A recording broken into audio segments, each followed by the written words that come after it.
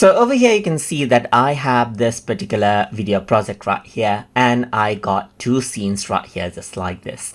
And let's say what I want to actually go ahead and do is add a transition right here in between the scenes right here.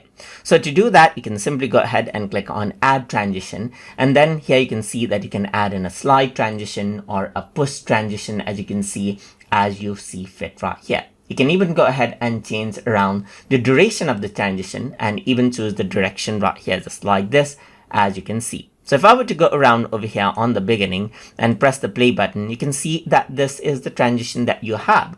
So even if I were to have other footages right here, let's say, for example, I'm going to go around over here onto stock and then bring in, let's say, for example, let me just go for sushi footage right here. Let's see what I get.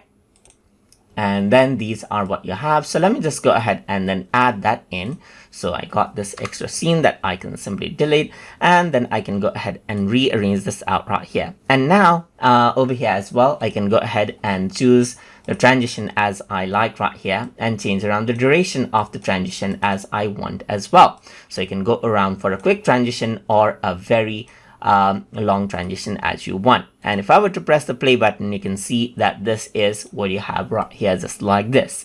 And that is how you can simply go ahead and add in scene transitions as you like inside of Google Vids. So I hope you guys learned something as always.